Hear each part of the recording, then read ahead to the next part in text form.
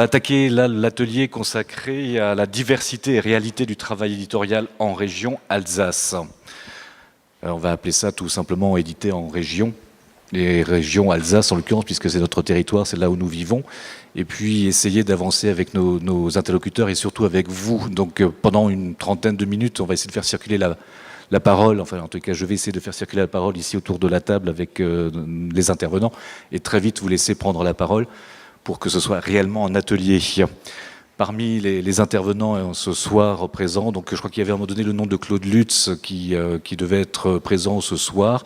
Donc simplement l'excuser, il ne sera pas présent. Claude Lutz qui est le directeur de la maison d'édition Circé, donc simplement par rapport aux personnes qui avaient vu le programme.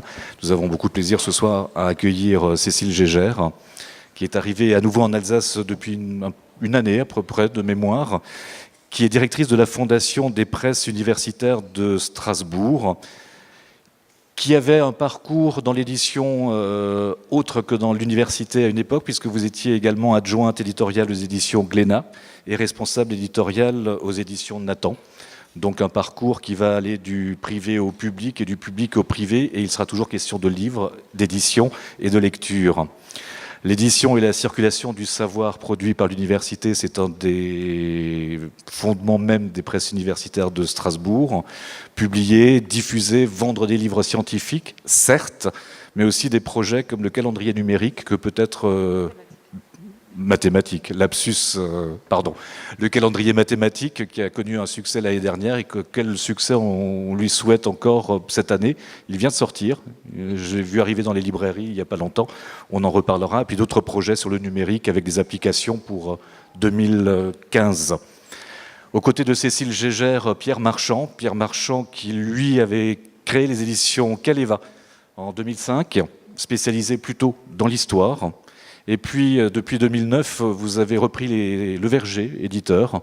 Et donc, désormais, vous êtes regroupé au sein du Verger éditeur avec une autre casquette non moins importante, puisque vous êtes également président de l'Association des éditeurs en Alsace et vice-président de la CIL, donc la structure qui regroupe toutes les structures qu'on évoque depuis ce matin. Par rapport à votre travail d'éditeur, on va dire que le Verger éditeur est connu évidemment beaucoup pour sa littérature policier, connu pour les livres jeunesse et pratiques, pour les alsatiques aussi, l'histoire qui est toujours présente, et évidemment il va être question lors de cette table ronde et de cet atelier de éditer en région et être lu partout ailleurs dans le monde. Je pense qu'on va très vite attaquer cette problématique assez rapidement. D'ailleurs, vous le dites, je crois que dans un de vos éditoriaux, depuis 25 ans, le Verger éditeur défend une idée simple. On peut être une maison d'édition indépendante, faire de l'édition en région, assumer son adresse et son identité et faire un travail de qualité capable d'intéresser le plus grand nombre, sans concession ni sur la forme ni sur le fond. Aux côtés de Pierre Marchand, Philippe Schweyer. Philippe Schweyer, lui, est ce qu'on appelle un Hergelofener, puisque pendant très longtemps, vous aviez quitté l'Alsace pour aller du côté de Rochefort. Revenu à Mulhouse, donc vous imaginez, nous sommes là entre le nord et le sud de l'Alsace, donc merci d'arriver au centre à Célestat pour ce débat. Plus sérieusement, vous dirigez une maison d'édition qui s'appelle Mediapop. Mediapop qui est connue là maintenant aujourd'hui parce que le catalogue s'étoffe autour de deux grandes collections, on va dire. Une collection qui s'appelle Sublime, qui marie l'image toujours et la musique. Je ne vais pas énumérer tous les titres qui sont parus d'ores et déjà. Et une autre collection qui, elle, est une collection que vous appelez Ailleurs, qui, elle, va plutôt interroger les regards des photographes et de textes d'auteurs. Une des personnes que vous éditez depuis maintenant 2 ou 3 ans, 3 ans je crois, c'est Philippe Lutz, dont le prochain livre, Philippe Lutz ici présent, dont le prochain livre devrait paraître, je crois, fin octobre, si ma mémoire est bonne. Et autre livre qui va paraître bientôt dans cette collection, c'est celui de François Sor, les photographies de François Sor, avec un texte d'Abdelkader Djemaï, là aussi, si ma mémoire est bonne. Confirmé. Merci. Et je voulais juste un petit, voilà, par rapport aux amis de Franche-Comté, un auteur absolument fabuleux que j'adore, qui s'appelle Christophe Fourvel, qui a été édité il y a un an et demi, c'est ma mémoire. Éric Katharina, enfin, Créateur des éditions du Lombec, spécialisé plutôt dans la bande dessinée ou même carrément dans la bande dessinée. Vous me contredirez si je dis des bêtises. En l'occurrence, les éditions du Lombec sont nées de votre dialogue nourri avec Roger Seiter, dont je vois également le visage présent dans la salle. Avec Roger Seiter, vous avez commencé à travailler, lui en tant que scénariste, vous en tant qu'éditeur, sur cette maison d'édition, des éditions du Lombec, avec des livres de Vincent Wagner, que je vois également dans la salle, des livres d'Emmanuel Trédé et de Stéphane Nicolet, qui sont les deux nouveautés à paraître, qui ont la singularité justement de sortir un tout petit peu de ce qui était l'origine même de la création. Vous étiez conscient du fait qu'il fallait éditer en région, s'ancrer et ancrer la bande dessinée dans la région, et puis comprendre très vite qu'il fallait dépasser ce territoire-là et s'adresser à d'autres auteurs. Et je vois que dans les titres qui paraissent dans les prochains temps, c'est une chose que vous allez affirmer de plus en plus. Alors, nous allons parler d'édition, donc de maisons d'édition, de personnes qui ont des points de vue, d'auteurs, d'illustrateurs, mais là, en l'occurrence, de personnes qui dirigent une maison d'édition. On va parler d'économie aussi, parce qu'en l'occurrence, si toutes les personnes ici présentes autour de la table, vous dans la salle, vivez au quotidien plus ou moins difficilement et souvent de façon extrêmement tendue, c'est qu'il y a une réelle économie autour du livre. On va parler de promotion et on va essayer de tracer des pistes quant à ce que pourrait être, c'est aussi une des fonctions de la CIL, d'essayer d'imaginer ce que pourrait être par exemple la promotion du livre édité en région, diffusé ailleurs. C'était déjà évoqué ce matin dans une rencontre plus qu'intéressante. Qu'est-ce qu'une maison d'édition, Pierre Marchand? Commençons juste par ça. C'est moi qui m'y colle. Qu'est-ce qu'une maison d'édition? A priori, une maison d'édition est un producteur de livres. Il tient le rôle pour le livre du producteur au cinéma, qui va accompagner un auteur, qui va financer tout le travail de création autour du projet initial de l'auteur en rassemblant une équipe, et qui va assurer la promotion et, avec ses partenaires, la diffusion, la distribution de l'ouvrage. Donc c'est un métier d'homme orchestre. Après, alors des maisons d'édition... il y en a de plein de sortes. On disait, enfin, les intervenants ce matin disaient très bien. Et une précision, oui, quand je parle de maison d'édition, on va aussi parler de maison d'édition indépendante, voilà, sur des structures qui sont des structures plus de l'ordre de l'artisanat que de l'industrie. Voilà, oui. Donc il y a, il y a effectivement des producteurs, enfin, des gens qui n'en vivent pas ou qui font des choses à plus petite échelle, sachant que c'est pas un jugement de valeur. Hein. Moi, j'ai démarré à petite échelle. Enfin, ouais, je l'oublie pas. Mais a priori, une maison d'édition travaille dans une chaîne avec des libraires, avec des diffuseurs, avec des distributeurs, avec des auteurs qui sont rémunérés pour leur travail. Donc voilà, ça me paraît être... Enfin, je sais pas, on peut faire un distinguo économique là-dessus. C'est pas un distinguo qualitatif du tout, ni un jugement de valeur. Mais effectivement, je pense qu'une maison d'édition, faut pouvoir la poser de cette manière-là, peut-être. Nous avions évoqué le téléphone. Là, je fais appel à votre casquette de l'association des éditeurs en Alsace. On a déterminé un peu plus d'une vingtaine de maisons d'édition répertoriées qui ont une activité régulière. Oui, régulière de publication. Oui, de notable, publication. Oui. Dans tout un tas de domaines. En Alsace, on a donc des presses universitaires, on a des éditions de musées, on a des éditions de littérature, on a de la bande dessinée, on a un très grand éditeur de parascolaire qui est Accès Édition, on a des éditeurs de cuisine, bien sûr, en Alsace ce serait difficile de ne pas en avoir, on a des éditeurs spécialisés en histoire, enfin voilà, il y a énormément, à peu près tous les aspects de la création éditoriale sont présents. L'occasion va être, pour commencer par peut-être commencer chacun d'entre vous à présenter un peu votre maison. Comment vous avez eu envie de la charpenter? C'est un petit peu différent en l'occurrence peut-être pour vous, Cécile Gégère, puisque vous arrivez dans une maison qui existe déjà, donc sous l'égide de la Fondation des presses universitaires de Strasbourg. Vous avez ce bébé entre vos mains, vous avez des envies éditoriales, avec une spécificité quant aux autres éditeurs, c'est qu'en l'occurrence, vous travaillez avec une structure qui s'appelle l'université. Voilà, merci. Effectivement, alors donc c'est pas vraiment un bébé, puisque les presses universitaires de Strasbourg existent depuis 1920 et éditent en Alsace depuis 1920. Donc, on est effectivement sur un éditeur, un des premiers éditeurs universitaires, et qui en plus, effectivement, a des auteurs spécifiquement alsaciens, mais qui diffuse en France et dans le monde entier. C'est clair. Donc, en 2010, en fait, l'Université de Strasbourg et l'Association des presses universitaires de Strasbourg, qui est dirigée par M. Braun, toujours dirigée par M. Braun, ont décidé de mettre en commun leurs moyens et ont créé une nouvelle structure qui s'appelle Fondation Presse universitaire de Strasbourg, et donc dont la mission est de valoriser les travaux des enseignants-chercheurs de l'Université de Strasbourg dans toutes les disciplines. Ça, c'est sur les missions, mais on publie principalement en sciences humaines et sociales, puisque les enseignants-chercheurs en sciences exactes ont pour habitude de publier plutôt chez d'autres éditeurs, en fait. Donc, nous publions surtout en sciences humaines et sociales. Nous publions environ 35 à 40 titres par an. On est une petite équipe, donc une équipe de 6 personnes, et on fonctionne exactement comme une maison d'édition. Voilà, donc je peux être assise à cette table. La grosse différence, bien évidemment, c'est qu'en tant qu'éditeur public, nous avons un budget qui dépend de l'université. Comme éditeur public, malheureusement, le budget se rétracte. Donc, on nous demande maintenant d'intégrer de plus en plus des aspects économiques à notre mode de fonctionnement. Actuellement, la partie de vente de nos ouvrages arrive à peu près à 20% de notre budget.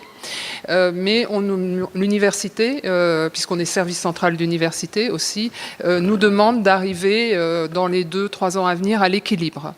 Donc vous voyez, l'édition publique n'est plus ce qu'elle était. En tout cas, il faut bien évidemment aussi, on commence à avoir les mêmes problématique, en fait, même si ça s'exprime différemment économiquement, puisqu'on n'est pas soumis à la loi du marché. Donc on fonctionne exactement de la même façon. On a une politique éditoriale, c'est-à-dire qu'un enseignant-chercheur à l'Université de Strasbourg n'est pas obligé de venir publier aux presses, et nous-mêmes, presse universitaire, nous ne sommes pas obligés de publier les écrits d'un enseignant-chercheur. Il y a une liberté. Il y a un comité éditorial au sein des presses, donc qui est constitué effectivement d'universitaires, et qui vont assurer une sélection sur la valeur scientifique. Vous savez que dans l'édition universitaire, la valorisation du texte est très importante, et le contenu. Il faut donc qu'il y ait un référencement qui soit fait par les pairs. Donc ça, c'est établi, et à partir de ce moment-là, on va mettre en page le livre, travailler avec l'auteur s'il faut, déterminer un titre, donc avoir le même processus que n'importe quelle maison d'édition. On a un diffuseur-distributeur qui est donc la FMSH Diffusion, qui est spécialisée sur le livre universitaire, parce que le livre universitaire a quand même des spécificités économiques. En fait, c'est un livre, on a des très petits tirages, puisqu'on est sur des sujets qui sont très pointus. On tire actuellement à peu près à 300 exemplaires. Ça ne veut pas dire qu'on va vendre que 300 exemplaires de l'ouvrage. Ce sont des ouvrages à rotation lente. On en vend peu, mais par contre, on en vend régulièrement. Et on le vend sur de très longues années. Donc, on n'a pas du tout la même courbe, en fait, de vente qu'un livre grand public. En général, on vend beaucoup les premières années et beaucoup moins après. Il y a donc cet aspect-là, et on est avant tout quand même éditeur public, donc on a une mission, c'est-à-dire qu'on continue, en fait on prolonge la mission de l'université qui est de diffuser le savoir. Donc on est toujours un petit peu écartelé entre cet aspect, c'est que doit-on publier? Est-ce qu'on publie des livres qui se vendent, ou est-ce qu'on publie des livres pour diffuser le savoir? Bien évidemment, on est dans la diffusion du savoir avant tout, ça c'est très clair. Mais on est obligé de répondre à des aspects économiques. Donc les universitaires ont toujours été, et les presses universitaires, toujours été à la pointe de l'imagination pour soit trouver des structures, il y a beaucoup de structures de coopératives d'auteurs parmi les presses universitaires, qui leur permettent effectivement de diffuser ces ovnis, qui sont des ouvrages très pointus, mais qu'on diffuse dans un circuit économique. Et maintenant, là, actuellement, ce qui se pointe de plus en plus, et la grosse problématique, c'est qu'en force revient l'idée qu'il doit y avoir une gratuité d'accès à une recherche qui est financée par des fonds publics. Quand un chercheur publie, en fait, il a fait une recherche qui est financée par des fonds publics. Donc, ce qu'il publie devrait retourner au public gratuitement. Donc, le débat sur l'open access, dont vous avez entendu, est très fort au sein de l'université, et des universités, hein, d'ailleurs, et des presses universitaires. Et donc, il y a des modèles qui se sont développés sur des plateformes. Vous avez peut-être entendu parler de revue.org ou de Book Edition. Ce sont des modèles, je trouve, qui sont assez intéressants et qui pourraient même peut-être intéresser des éditeurs purement privés. C'est-à-dire que le livre peut être diffusé sous différents canaux. Il va être diffusé en accès libre, c'est-à-dire que vous pouvez l'avoir en texte qui déroule sur votre ordinateur. Il va être aussi possible de l'acheter en EPUB ou en PDF, fichier détachable. Et il est aussi en vente imprimée en librairie. Et c'est en fait un mode de diffusion qui s'appelle freemium et qui fonctionne très bien. Alors certes pour des écrits universitaires, mais en tout cas je trouve que c'est un modèle très intéressant. Donc ça a bien fonctionné sur les revues et ça commence à bien fonctionner sur les livres en fait. Donc on adhère à des plateformes et on va petit à petit, nous on va démarrer en 2015 sur nos nouveautés à les diffuser par ce système-là. Donc on n'abandonne absolument pas le papier, mais par contre on arrive sur le numérique. Et puis le deuxième axe, pour faire vite, parce que j'ai des voisins qui veulent aussi parler, notre deuxième axe de développement, c'est que chaque universitaire a forcément un domaine de compétences qui ne s'exprime pas forcément que sur des livres de recherche et donc qui peut après s'exprimer sur des livres à vocation d'un public plus large. Et on essaye de se professionnaliser pour leur offrir une diffusion qui équivaut à celle des éditeurs grand public, puisque souvent les universitaires qui voulaient diffuser à plus grande diffusion allaient plutôt voir des éditeurs comme Albin Michel, Le Seuil, enfin je parle pour des éditeurs de sciences humaines. Donc maintenant, au niveau des presses universitaires, on essaye vraiment de bien asseoir nos diffusions pour pouvoir leur montrer qu'on peut leur apporter effectivement le même service. Et le calendrier mathématique là qu'on publie, c'est donc une mathématicienne qui a eu cette idée géniale de faire un beau calendrier, un bel objet. Vous avez un problème de maths par jour et c'est un défi en fait. Il y a des niveaux différents. Il y a les réponses à la fin quand même, un livret de solutions, mais ça reste avant tout un bel objet. Voilà. Merci. Pierre Marchand, par rapport au Verger éditeur, peut-être revenir à votre envie d'être éditeur et d'avoir agrandi votre casquette avec celle du Verger éditeur, et qu'est-ce que c'est qu'aujourd'hui que de porter cette maison d'édition avec sa diversité éditoriale? C'est un plaisir renouvelé tous les jours quand même, sinon ça serait dommage. Et puis c'est quand même aussi un défi à relever tous les jours. Mais le Verger éditeur, ça a été une très très belle aventure. Moi, donc j'ai démarré en créant Caléva, qui était une toute petite maison où j'ai publié une douzaine de bouquins en travaillant chez moi dans mon garage. Voilà. Et j'ai eu la possibilité donc en 2009 de racheter le Verger. Et il y a eu une phase passionnante parce que le Verger éditeur, c'était une maison qui pendant une vingtaine d'années travaillait au coup de cœur. Et donc le catalogue était extrêmement touffu, il y avait de tout, et il y a eu une longue phase de structuration, essayer de dégager des collections, essayer de dégager des lignes, et ça dans le travail éditorial c'est passionnant à faire, et puis ça aide un petit peu à creuser qui on est, qu'est-ce qu'on a envie de faire, avec qui on veut travailler, et essayer de creuser auprès des libraires une identité. Et donc ça c'est une phase qui est sûrement toujours en cours, mais qui commence à être arrivée.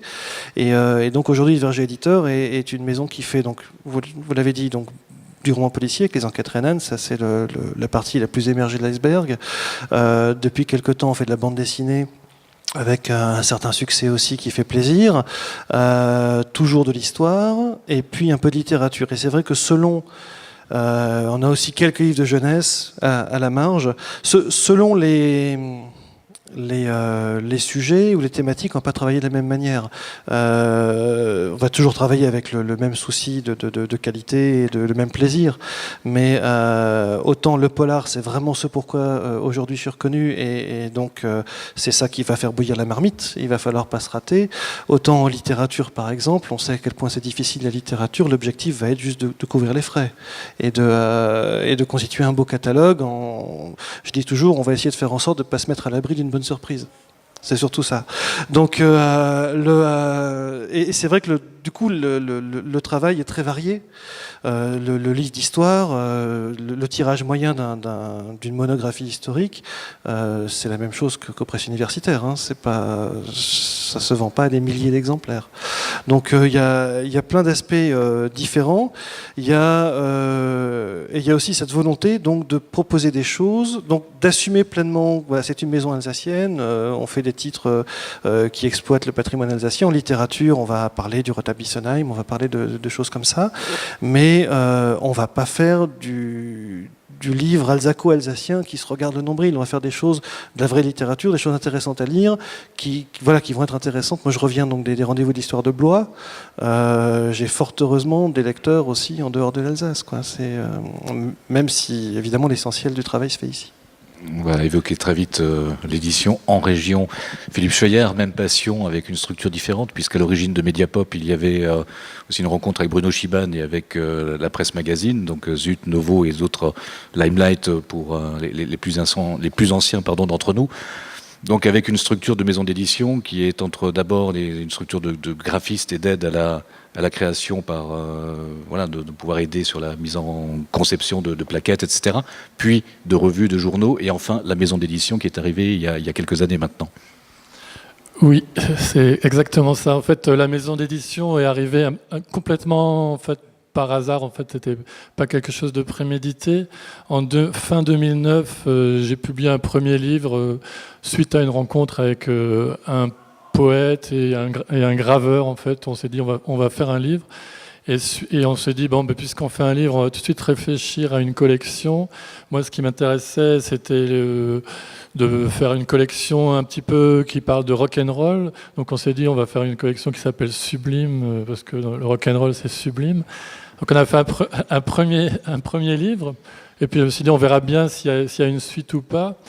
Un petit peu plus tard, j'ai rencontré le photographe Bernard Plossu et je savais que c'était quelqu'un donc j'aimais beaucoup ses photos et en plus je savais que c'était quelqu'un qui aimait beaucoup faire des livres. Donc 5 minutes après l'avoir rencontré, je lui ai dit, moi j'ai envie de faire un livre avec vous, et il m'a dit oui, ok. Mais j'ai dit, mais le problème c'est que je viens de monter une collection de livres et qui est axée sur le rock'n'roll, et il n'y a qu'un livre qui est sorti pour l'instant, et ça serait bien que le livre qu'on va faire ensemble soit aussi dans la veine rock'n'roll. Alors lui, il avait pas du tout cette idée-là, il était plutôt... Donc il m'a commencé à me parler de musique, et puis de musique...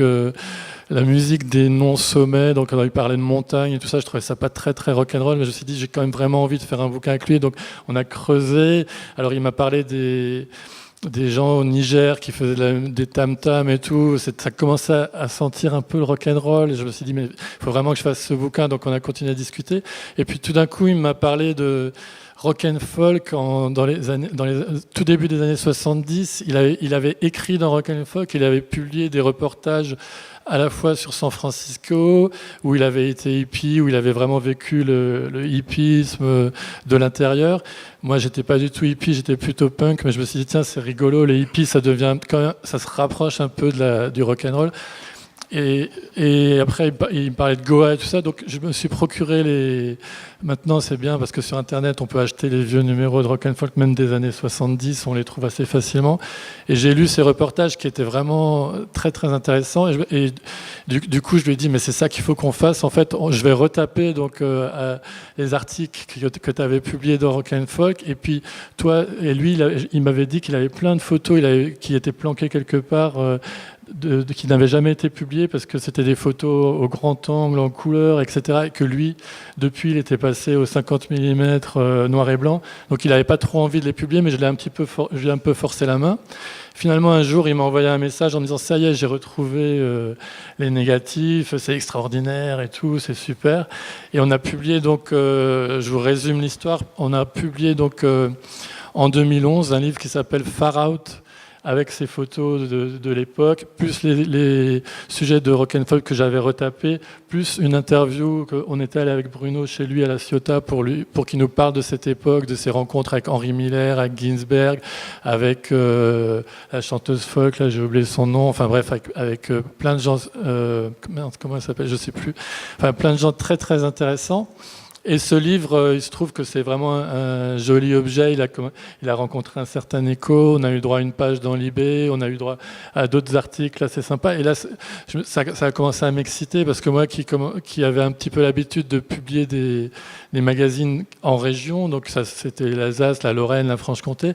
Et là, tout d'un coup, entre-temps, j'avais trouvé un distributeur, diffuseur de livres exceptionnel à Strasbourg, Nicolas Simonin, Air Diffusion. Donc le livre, tout d'un coup, on a vendu ce livre à Paris, à Bordeaux, à Toulouse, à Lille, et je me suis dit, mais c'est génial, parce qu'on sort de notre périmètre de jeu, un petit peu du territoire, hein, on sort de notre territoire de jeu, et on a accès à des librairies qui sont à l'autre bout de la France, et j'ai trouvé ça très très excitant. Donc là, on avait 2 livres dans la collection Sublime. Et là, suite à ça, c'est que des histoires de rencontres en fait. Un jour, je reçois un coup de fil d'une fille qui s'appelle Chloé Cormand. Je n'avais jamais entendu parler d'elle, mais il se trouve que dans la conversation, elle me dit qu'elle avait eu le prix du livre inter. Donc je me dis, tiens, c'est pas mal, peut-être qu'il y a des choses à faire avec elle. Cette fille, en fait, Bernard Plossu, m'avait recommandé auprès d'elle parce qu'elle cherchait à publier quelque chose, mais peut-être plutôt de l'ordre du journal ou de la revue, parce qu'elle avait fait une résidence à la Courneuve. Et là, je me dis, mais la fille, elle a eu le prix du livre inter, elle a l'air d'être une bonne écrivain, et elle veut faire quelque chose avec moi, mais autant faire un livre tout de suite, sauf que la Courneuve, etc., c'était pas du tout rock'n'roll. Donc là, je me dis, il faut lancer une 2e collection, c'est pas possible.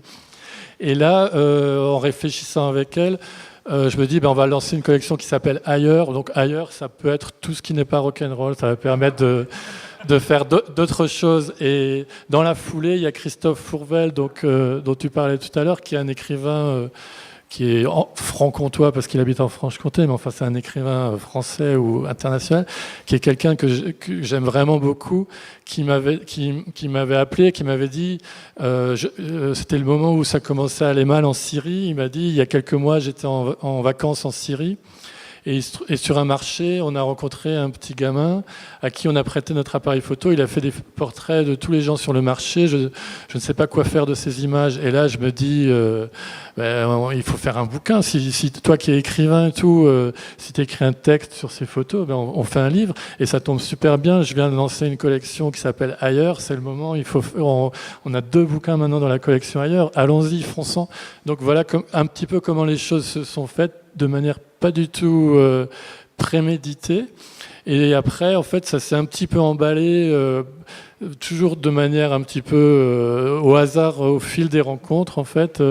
Par exemple, Philippe Lutz, comme il est dans la salle, on peut parler de lui. Un jour, à un vernissage d'une expo Plossu, il vient me voir, il me dit, moi j'ai un bouquin, j'ai un manuscrit, ça parle des îles grecques, est-ce que ça t'intéresse et tout. Moi, franchement, j'étais toujours un peu plus dans mon aspect rock'n'roll, et je me disais, bon, les îles grecques, tout ça. Mais comme il était fort insistant et fort sympathique, 6 mois après qu'il m'ait remis son manuscrit, un soir, je me suis décidé à lire ce manuscrit. Et là, je suis vraiment pas tombé de ma chaise, mais tombé de mon lit, tellement je trouvais ça beau ce qu'il écrivait. Et je me suis dit, même si c'était pas ce que j'avais prévu, ce que j'avais prémédité, j'ai envie de publier ça. Et en plus, en discutant comme ça, on s'est dit, mais ça serait bien de demander à Bernard Plossu des images. Et là, j'avais encore plus envie de le faire parce que ma relation avec Bernard Plossu commençait à être de plus en plus amicale. Et on a donc un peu plus après tout le travail de préparation, etc. On a sorti son livre qui s'appelle Île grecque, mon amour, et qui a été un petit peu, comme tu disais tout à l'heure, on n'est pas à l'abri d'une bonne surprise. Moi, ça a été la bonne surprise parce que je sais pas si c'est parce qu'il est doué ou si c'est parce que le sujet plaisait, etc. Mais en tout cas, c'est un livre qui a beaucoup plu, qui a tellement plu qu'il a fini par obtenir un des prix littéraires les plus prestigieux de France et de Navarre, qui est le Grand Prix du livre insulaire à Ouessant. Donc nous qui sommes à Mulhouse, c'est vraiment à l'autre bout du territoire. Tout d'un coup, on nous appelle un soir et on nous dit vous avez gagné le prix à Ouessant, incroyable. Donc on sautait sur notre chaise. C'est la France, trait d'union entre l'Alsace et la Bretagne, comme une époque. Voilà, c'est exactement ça. Mais c'est juste pour dire, en fait, on ne sait jamais où on va, en fait. Et moi, tous les livres, donc là, j'en suis à une 30aine de livres, si on ajoute les livres hors collection, parce que malgré la collection Ailleurs, où j'essaye de caser un peu tout ce qui ne rentre pas dans la collection rock'n'roll, De temps en temps, je fais des livres hors collection parce qu'ils vont être hors format, parce que je fais un livre avec François Sor qui a absolument envie de faire un livre très grand format, etc. Donc en tout, très peu de temps après, sans l'avoir voulu et sans à ce jour-là, je ne me considère pas encore comme un vrai éditeur ni quoi que ce soit, mais en tout cas, j'ai publié une trentaine de livres, ce qui m'a donné l'occasion de commencer à travailler donc, avec un diffuseur-distributeur, avec les libraires, et les libraires, je me rends compte que c'est vraiment... Sans les libraires, on n'est rien, quoi, parce que si les livres ne sont pas défendus en librairie, ne sont pas mis sur les rayons, etc., on n'est rien. Donc dans la salle, il y a Quai des Brumes, 47 degrés Nord, etc., qui sont des libraires qui m'accompagnent. Si je vendais autant de livres dans chaque librairie de France que chez 47 degrés Nord, je serais milliardaire quasiment, en fait. Donc c'est vrai que je me dis, il y a de l'espoir, il faut simplement...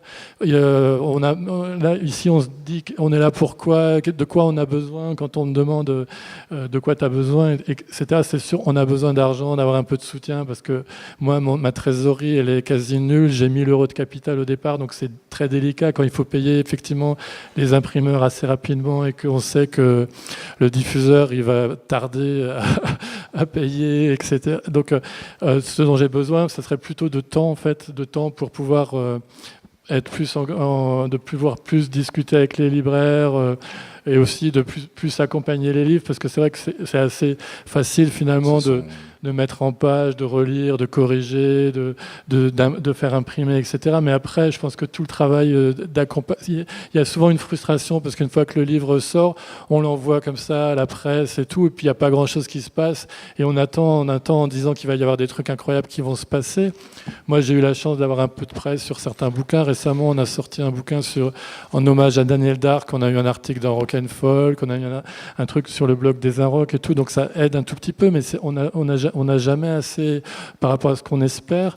Et c'est vrai que c'est à ce moment-là où il faudrait être encore beaucoup plus présent pour défendre les livres, etc. Mais là, c'est une question de temps. Donc je me dis, 10 livres par an, pour moi, tout seul, comme ça, dans mon coin à Mulhouse, c'était largement suffisant. Et je ne peux pas faire correctement plus, quoi. Donc, voilà. C'est une des choses dont il va être question lors de cet atelier. Et je pense qu'il y a des éditeurs, des auteurs, des photographes, des illustrateurs dans la salle. Je crois que voilà, ce métier d'éditeur ne se fait jamais seul. C'est un métier de passion comme tous les autres métiers de passion. C'est une économie aussi, donc on va en parler. Et notamment sur la structuration, peut-être sur des choses qui peuvent être imaginées. Et avant ça, peut-être entendre l'expérience d'Éric et Katharina sur les éditions du Lombec, ce qui est encore une autre, quand on parlait de diversité dans l'intitulé de cet atelier, je crois qu'on est là effectivement dans la réalité de cette diversité de l'édition ici en région. Voilà, tout à fait. Donc les éditions du Lombec, c'est une toute jeune maison d'édition, que j'ai créée il y a 2 ans et demi, et mes premiers titres sont sortis il y a 1 an et demi. J'ai actuellement 10 albums de BD au catalogue. Pour revenir et pour rebondir sur ce qui a été dit juste avant, effectivement, moi je baigne dans la bande dessinée depuis que je suis tout petit. Je suis né dans la marmite, on va dire, de la bande dessinée. Mais j'ai eu une autre vie avant l'édition. Et donc j'ai fait de la gestion, donc ce qui n'a strictement rien à voir, je croyais, avec l'édition, mais en fait c'est assez proche, surtout en bande dessinée. Voilà, donc, et puis, comme ça a été dit, notamment une rencontre avec un auteur, Roger Saiter, scénariste qui est ici, j'avais à la fois l'envie de créer mon entreprise et l'envie de faire quelque chose dans la bande dessinée. Et donc, à partir de là, je me suis lancé d'abord sur des rééditions, 2 albums, des nouvelles impressions, etc. Et ensuite, donc, j'ai sorti mes premières nouveautés. Voilà, et donc c'est vrai que pour moi c'était nouveau. Je me suis rendu compte que effectivement, même si je connaissais parce que je m'intéressais, comme j'avais fait un peu d'économie, etc., au secteur de la bande dessinée, mais c'est vrai que c'est un secteur, mais comme tous les secteurs je pense, mais qui est assez particulier. Et je me rends compte que notamment en bande dessinée, les enjeux financiers, alors voilà, c'est ce que je disais par rapport à ma casquette on va dire de gestionnaire, etc., sont quand même très importants et très lourds. Sachant que, pour ceux qui connaissent un peu effectivement la bande dessinée, au niveau national, c'est quand même 4500 à 5000 titres qui sortent chaque année, sur, on va dire, 7 à 8% du marché du livre. Donc, il y a quand même une concurrence au niveau national qui est très forte. Et donc, mes premiers albums ont donc été des rééditions d'albums plutôt régionaux.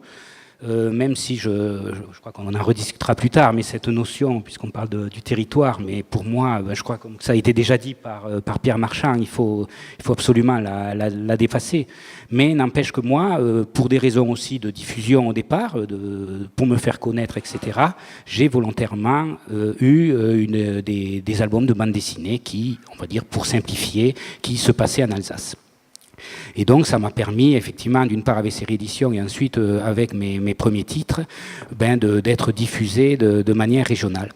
Et dès le départ, je pensais vraiment faire de la bande dessinée, ce que je crois j'ai toujours fait, qui n'est pas de... Il y en a d'autres qui font ça très bien en Alsace, et donc c'était pas mon créneau, de la bande dessinée, on va dire, alsatique pure et dure, ou de la bande dessinée didactique. L'idée, c'était vraiment de faire de la bande dessinée de fiction qui a un lien, un décor, etc., qui se passe avec l'Alsace.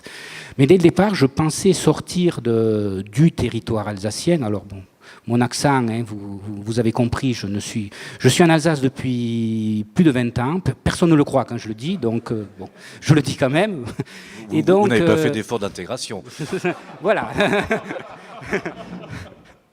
Sans commentaire. Mais voilà, donc l'idée c'était effectivement, et donc avec depuis un peu moins d'un an une diffusion nationale, de sortir du territoire tout en ayant des albums qui peuvent ou qui ne peuvent pas, ça dépendra des titres, se passer en Alsace. Voilà un petit peu par rapport à mon expérience. Merci. Je crois qu'il n'y a pas un éditeur, pas un auteur, pas un artiste qui n'a envie d'être reconnu partout. Si on écrit, si on fait ce travail, c'est pour être lu par le plus grand nombre et d'être vu par le plus grand nombre. Revenons à cette idée de région et essayons de passer quelques minutes sur cette idée. Beaucoup de régions ont des identités extrêmement fortes. L'Alsace n'est pas la seule, même c'est là aussi une mentalité insulaire de plaine coincée entre les Vosges et la forêt noire. Mais il se trouve qu'il y a quand même un nom qui s'appelle les Alsatiques, qu'on n'a pas, voilà, qui est extrêmement fort. Enfin, il y a peu de régions où on a associé en fait le nom de la région à pratiquement une sorte de catégorie de livres. Pour vous, c'était un atout au départ. On voit que c'est vos parcours de vie, vos parcours de passion qui vous ont fait arriver dans cette région ou travailler avec les auteurs et les artistes de la région.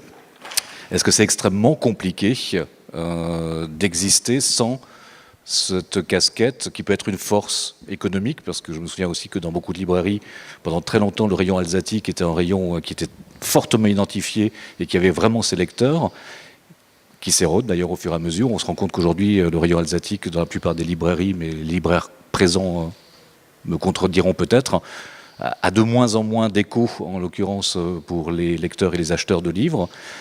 Donc, quelle est cette difficulté? Est-ce que c'est plutôt un atout? Est-ce que c'est plutôt un frein? On a entendu ce matin des choses aussi très fortes sur la position des salons du livre ou des structures dans lesquelles on arrive avec le vocable de la région, du territoire régional, qui va jouer contre un éditeur qui n'a pas envie d'être stigmatisé, comme il le disait, par le mot région ou régionaliste. Il y a, sur l'Alsatique en lui-même, ça avait été l'objet de toute une rencontre assez sympa d'ailleurs, à laquelle avait participé aussi Dominique Erengard qui est sorti,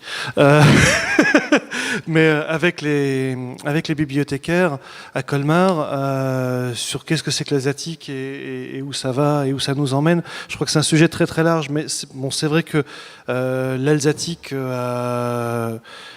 qui ressasse l'histoire locale est clairement en perte de vitesse. Ceci dit, ce que cette dynamique alsatique nous a laissé, qui est toujours vrai en Alsace, il faut sortir de l'Alsace pour s'en rendre compte. On est dans une région qui a un tissu de librairies, un tissu de bibliothèques, une culture du livre et de la lecture qui sont absolument exceptionnelles. Ça reste encore aujourd'hui une des régions en France Tout à fait. où il y a le plus d'acheteurs de livres et de lecteurs. Absolument. On a un territoire qui, pour le livre, est absolument exceptionnel.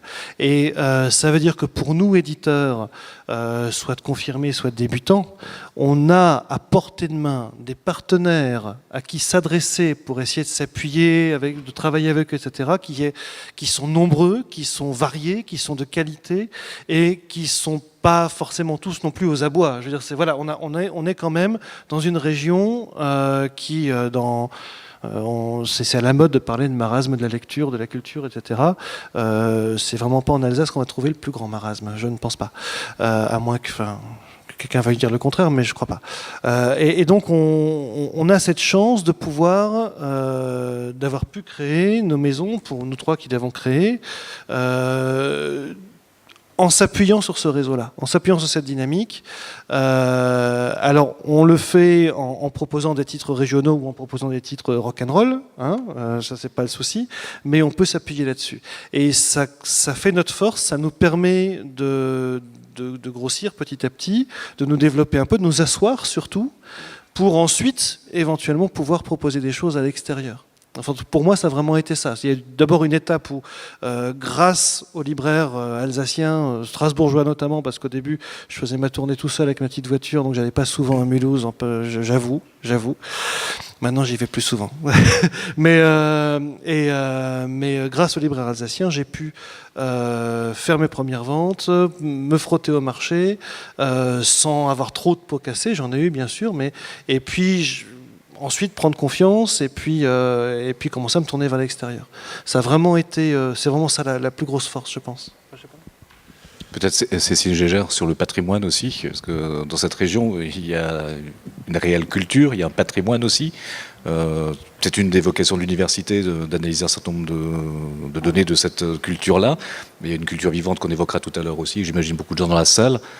Vous, venant d'ailleurs, vous arrivez ici, c'est une chance ou pour vous c'est un handicap pour l'Alsace d'avoir une identité aussi forte ? Non, moi je trouve que c'est une chance et surtout, j'ai rebondi sur ce que disait Pierre Marchand, ce que j'ai trouvé extraordinaire en Alsace, c'est le réseau des libraires et le goût de la lecture. Moi je venais de la région Rhône-Alpes, de la ville de Grenoble, où il y a quasiment plus de librairies en fait. Enfin, d'ailleurs, quand ça fait l'actualité, enfin on a parlé de la librairie Artaud, c'est très mauvais signe en fait. Donc arriver en Alsace, c'est très fort. Alors pour rebondir sur les presses universitaires, donc moi en tant que lectrice, je suis ravie.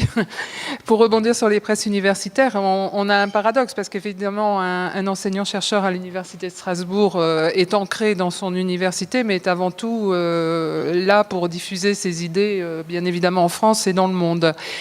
Par contre les presses universitaires ont développé une collection études alsaciennes et rhénanes qui a la particularité d'être effectivement aussi transfrontalière mais en tout cas travaille effectivement à développer aussi dans les axes de recherche sur ce patrimoine alsacien. Après je pense que le territoire, il faut savoir où on le place. Est-ce qu'on le place comme un territoire qui nous aide à grandir, à se développer mais on est tous appelés à un moment en sortir, en fait, sans forcément oublier son identité. Donc je pense que c'est important, en tout cas pour des éditeurs, c'est ce que disait Pierre, hein, effectivement, c'est de savoir regarder son territoire, le vivre et le faire vivre aussi, mais bien évidemment ne pas oublier le reste de la France et même maintenant du monde en fait. Alors après, j'ai voulu d'abord dire à quel point on avait de la chance. Il y a quand même des limites. Moi, je me souviens que dès le départ, parmi les premiers livres que j'ai publiés, il y avait par exemple un recueil de contes lyonnais du siècle des Lumières, qui, parce que mon adresse était en Alsace, se trouvait sur la table des Alsatiques, et mes partenaires libraires me disaient « ça se vend pas ». Bon, faut pas chercher pourquoi. Voilà, il y a quand même, il y a malheureusement aussi une tendance lourde, peut-être moins forte maintenant, ou peut-être que moi elle m'arrive moins fort maintenant, j'en sais rien. Mais j'ai senti très fort une espèce de plafond de verre comme ça, qui était que ben voilà, t'es un régional, ce qu'on attend de toi, c'est du régional. Et je me suis trouvé devant une période difficile. Je me suis dit, mais c'est pas ça que j'avais envie de faire. Je suis content de proposer des choses régionales parce qu'elles ont une vérité, parce qu'elles ont une authenticité, parce que celui qui les écrit, il vit pas hors sol. Je veux dire, il n'est pas cultivé dans du coton. Il a vécu dans un territoire et il veut en parler, comme Pagnol parle de la Provence. Je veux dire, voilà. Mais j'ai pas envie de faire que ça non plus. Et alors. Évidemment, je parle de plafond de verre, je veux dire, voilà, j'ai pu parler d'autres choses, j'ai pu faire d'autres choses, et je dis pas qu'on a tous des œillères ici, faut pas me faire dire ce que je dis pas. Mais il y a quand même on a parfois le sentiment que si on a commencé à faire des choses régionales, bon, déjà en valeur culturelle, on a baissé un peu, parfois. Et ça c'est parfois un peu blessant. Mais globalement, tout ça va quand même, on survit. Oui, Eric Katharina. Oui, juste pour rebondir sur effectivement ce qui vient d'être dit. Donc, je suis passé, je l'ai dit, il y a quasiment un an en diffusion nationale. Et effectivement, un des problèmes que j'avais avec mes premiers albums dont j'ai parlé, qui étaient plus des albums, d'une part des rééditions, mais aussi des albums qui avaient quand même un lien très fort avec l'Alsace, c'est que effectivement, un diffuseur, puisqu'il faut bien parler du rôle du diffuseur, le diffuseur, pour lui, qui va aller voir un libraire, qui plus est d'un petit éditeur qui se lance dans la bande dessinée, qui va aller voir un libraire et lui parler de l'album, et effectivement, tout de suite, on est un peu catalogué éditeur régional. Et donc, moi, clairement, depuis que je suis passé avec une diffusion nationale, tout en gardant en partie mon ancien diffuseur régional, clairement, je réfléchis sur ma ligne éditoriale. C'est-à-dire que par rapport à comment même me présenter par rapport à éditeur régional pour des livres qui sont à vocation nationale. Et du moins en bande dessinée, mais c'est aussi dû, je pense, au secteur, etc. Pour moi, l'Alsace, sur certains de mes titres, ne devra plus être qu'un décor, etc., voire là, je me suis lancé récemment dans de la bande dessinée jeunesse, ne plus être forcément en lien avec l'Alsace. Donc, mais ça, c'est aussi lié, je pense, au système de diffusion et quand on est au national, petit éditeur, même avec un diffuseur spécialisé bande dessinée, mon titre va être présenté en 45 secondes et le fait de dire c'est un éditeur qui est basé en Alsace, ça ne convainc pas le libraire. Surtout en bande dessinée où on va présenter en 45 secondes des planches, des dessins et une couverture, il faut être clair. Ce qu'il va regarder en pensant à son public, c'est l'impact de ce dessin et de cette couverture. Donc on est quand même assez éloigné d'une problématique, j'allais dire, régionaliste. Je vais proposer d'ouvrir tout de suite les questions à toutes les personnes présentes, parce que justement, il y a dans cette chaîne du livre beaucoup de gens dont le métier est d'être l'intermédiaire entre le lecteur et les livres. Est-ce que ce sont des choses qui vous paraissent importantes quand vous entendez les lecteurs dans une librairie, dans vos librairies ou dans les médiathèques ou dans la presse, etc. Est-ce que l'idée de région et d'éditer en région est quelque chose qui recoupe une demande, une envie ou au contraire une méfiance ?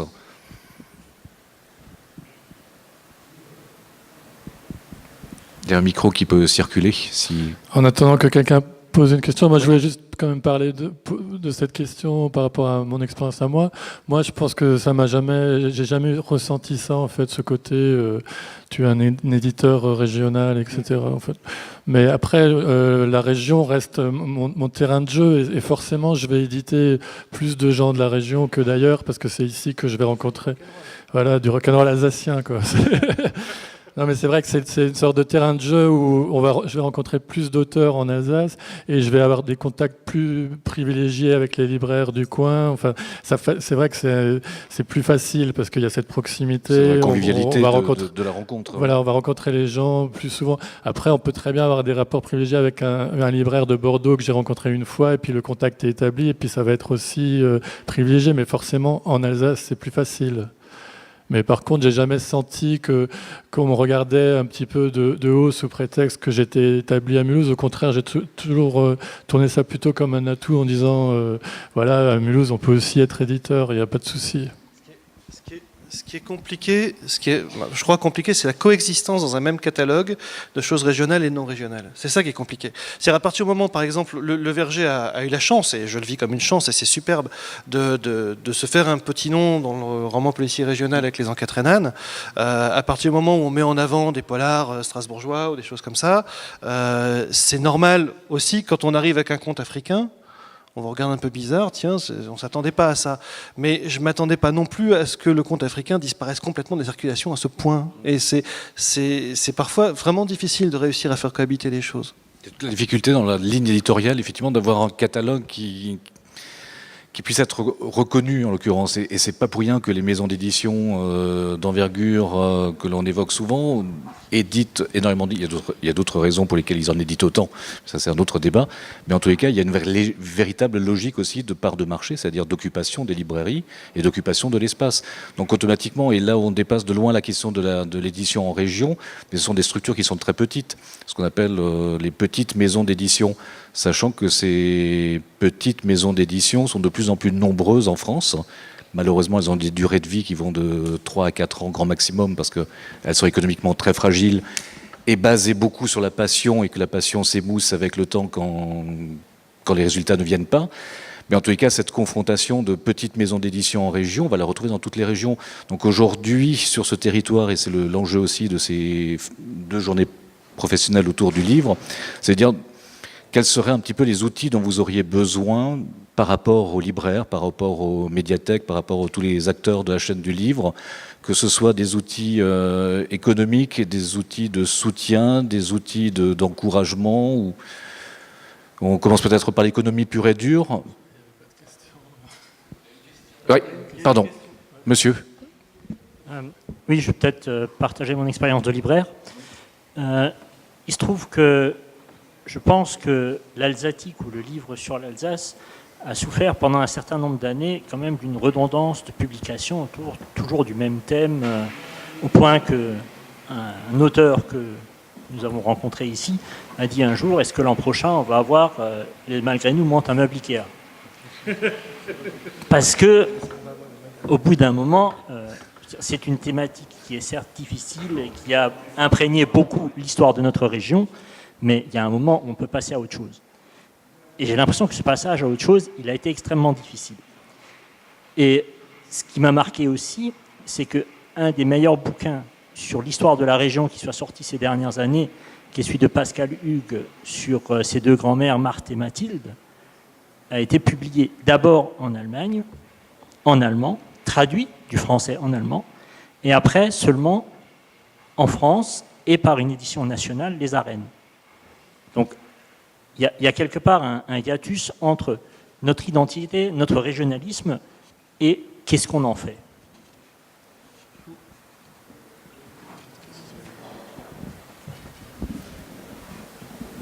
Oui, je crois que cette histoire d'Alsatique, etc., on tournera éternellement en rond là-dessus. Je crois qu'il faut d'abord savoir une chose, c'est que si l'Alsatique a pris une telle place dans notre univers littéraire, imaginaire et tout ce qu'on veut, c'est que les Alsaco, on a eu besoin de s'interroger sur notre histoire, qu'elle est compliquée, qu'on nous l'a pas enseignée à l'école, que c'est quand même, on est quand même dans une région très particulière. Et je crois que le livre, l'Alsatique, avait cette fonction, en particulier le travail qui a été fait sur la dernière guerre, qu'il fallait bien faire. C'était incontournable. Si on veut savoir un peu d'où on vient, qui on est, c'est pas un hasard non plus si l'Alsatique si le mot existe chez nous. Il existe depuis le 19e siècle, d'ailleurs, chose intéressante, depuis la fin du 19e siècle. Donc c'est déjà à l'époque, il y avait un truc avec ça, quoi. Et si vraiment ce phénomène de l'Alsatique est tellement important et revient systématiquement dans les discussions, il n'y a pas de hasard, il y a une raison à cela. Maintenant, c'est vrai que ça complique, il y en a marre, il y a ce genre de la choucroute, la guerre, les malgré nous, il y en a marre, etc. On entend ça tout le temps et c'est aussi tout à fait normal. Maintenant, il faut quand même savoir, en tant qu'auteur, quand vous écrivez un roman qui parle de l'Alsace, Si vous êtes, les libraires le savent bien, si vous êtes sur la table des Alsatiques, vous en vendez 10 fois plus que si vous êtes sur une table de littérature générale. Voilà, c'est une réalité. Et nous, les auteurs, on a aussi envie que nos bouquins se vendent, et nos éditeurs ont aussi envie. On a le même intérêt que nos bouquins se vendent. Donc c'est vraiment une chose très très compliquée. Enfin, maintenant, on dit partout que les Alsatiques traditionnels ont le plomb dans l'aile, du plomb dans l'aile. Peut-être parce que les générations qui ont vécu la guerre, l'après-guerre, etc., elles ont pu faire à travers les lectures d'Alsatique une espèce de psychanalyse collective, et qu'on peut passer à autre chose. Bah, si on peut passer à autre chose, tant mieux. Mais je trouve très intéressant ce que disait Pierre tout à l'heure, c'est que ce phénomène d'Alsatique peut servir de socle à une véritable vie littéraire dans la région. Moi, je trouve normal de publier en région, mais je constate aussi que si je publie à Paris, j'aurai l'honneur d'avoir des critiques dans les pages livres du dimanche des DNA. Je n'ai pas cet honneur-là parce que je ne publie pas à Paris. Et ça, c'est aussi quelque chose qui renvoie d'une part au centralisme français, ça on le sait bien, on est aussi dans cette logique-là, et deuxièmement aussi au fait que la presse locale, elle considère que si vous publiez à Paris, vous êtes un auteur qui mérite qu'on s'intéresse à vous, alors que si vous publiez en région, si vous arrivez à avoir une critique, vous êtes tout content. Voilà ce que je voulais dire là-dessus. Mais c'est un truc sans fin, quoi. On reviendra toujours là-dessus, quoi. On ne peut pas en sortir, quoi. C'est sans solution, quoi.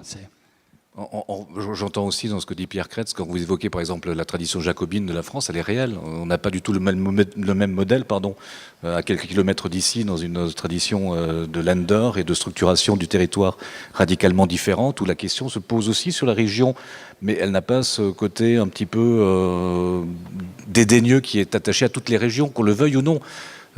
C'est une réalité. Et vous évoquiez la presse tout à l'heure, et sans leur...